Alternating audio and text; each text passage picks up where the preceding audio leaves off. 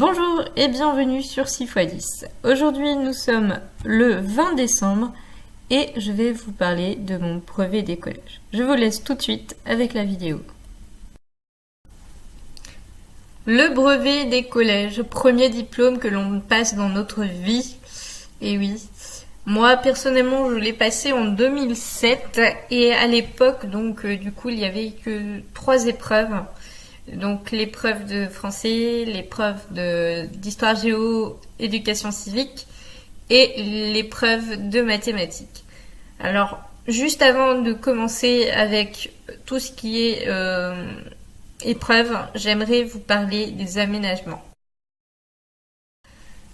Alors concernant les aménagements, donc en fait j'avais une salle, j'étais dans une salle isolée, donc j'étais toute seule dans une salle, j'avais du temps en plus forcément par rapport aux autres, donc un tiers-temps. J'avais également la possibilité d'utiliser des patrons de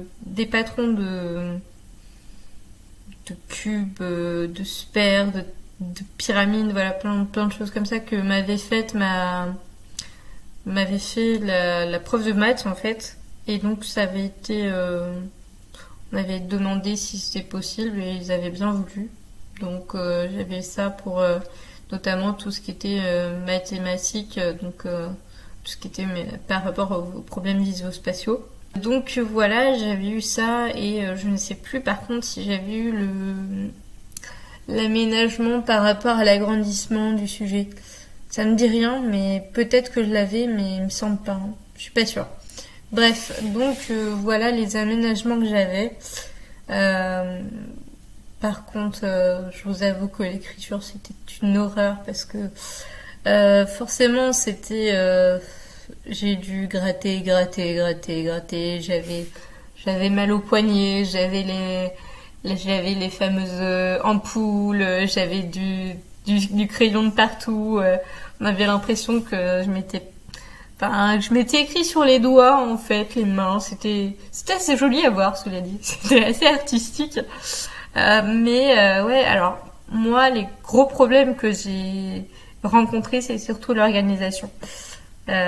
Toujours cette organisation qui, d'ailleurs, c'est toujours le cas aujourd'hui. Hein, j'ai du mal à m'organiser, notamment sur la feuille, notamment à me dire tiens, faut que. Alors, ce qui était un peu compliqué aussi pour moi, c'était le remplissage du. Bon, je me faisais aider par les profs, mais c'était le remplissage en haut là du bordereau où on doit indiquer plein de choses et tout. Enfin, ça c'était compliqué pour moi, mais j'ai réussi quand même. Voilà. Donc oui, c'était quand même assez compliqué par rapport à la visualisation spatiale et puis comment dire les feuilles qu'on nous donne, elles sont pas forcément adaptées du coup aux dyslexiques, enfin surtout aux dyspraxiques dysgraphiques, parce que du coup les lignes sont petites, sont à carreaux et du coup moi j'avais vraiment du mal à enfin, c'est ça en fait je pense qui m'a le plus gêné en fait par rapport au brevet. Voilà. Parce que j'avais pas l'ordinateur à l'époque. Voilà. Alors, l'épreuve de français, on a eu une dictée, donc forcément la dictée pour un dysorthographique, c'est pas non plus à joie, hein, voilà. Je pense que je m'en suis assez bien sortie, j'ai plus les notes en tête, mais voilà. On avait également une compréhension de texte, et je pense que dans toutes les tâches à faire parmi cette épreuve de français, c'était pour moi la plus compliquée par rapport à ma dyslexie et par rapport à ma dyspraxie aussi, puisque alors le texte était très intéressant hein, parce que c'était Victor Hugo, Les Misérables, une histoire que j'adorais malgré ma dyslexie qui m'a ralenti en fait pour lire cette histoire. En fait, ce qui a été le plus compliqué pour moi, c'est vraiment cette compréhension de texte parce que j'avais du mal à rechercher les infos dans le texte et j'avais du mal à comprendre parfois les questions. Donc voilà, c'est vrai que c'était assez compliqué pour moi ce côté-là, ce côté de recherche dans le texte, voilà, de recherche, de compréhension, parce que la dyslexie était là, quoi. Euh, donc oui, cet exercice, c'était pas trop mon exercice favori, la compréhension de texte. Par contre, on avait aussi donc le choix entre la rédaction et la réécriture de texte.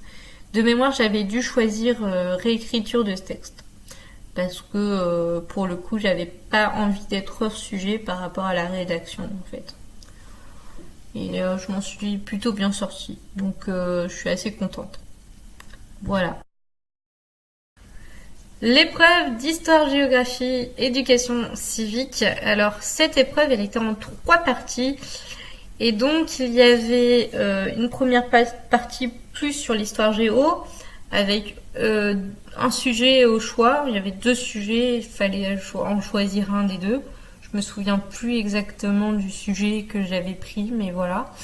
Un sujet obligatoire d'éducation civique et enfin des repères chronologiques et spatiaux.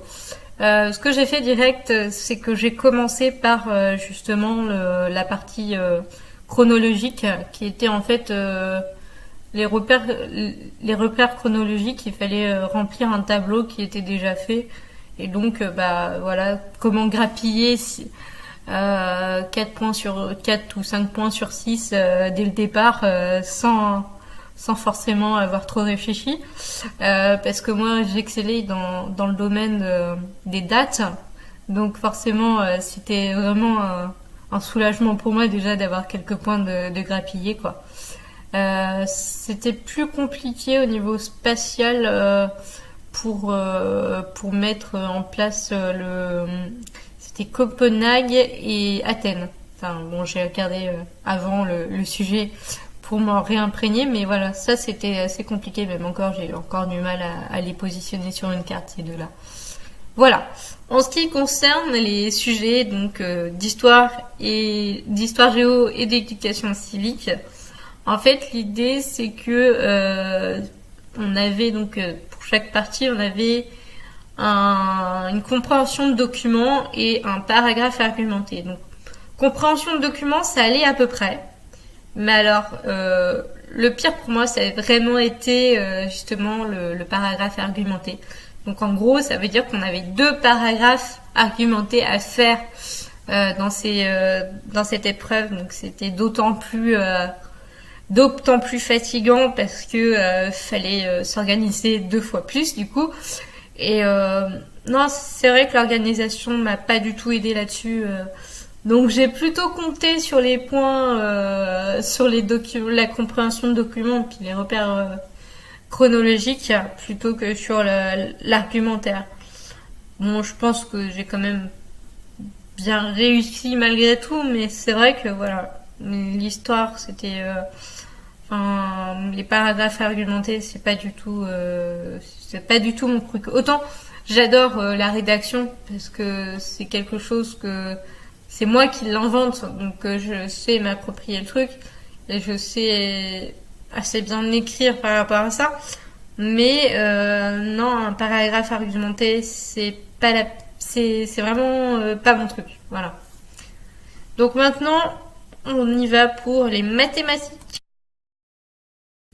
Alors l'épreuve de mathématiques, elle était divisée en 3 parties. Une partie avec les activités numériques, une partie avec les activités géométriques et un problème.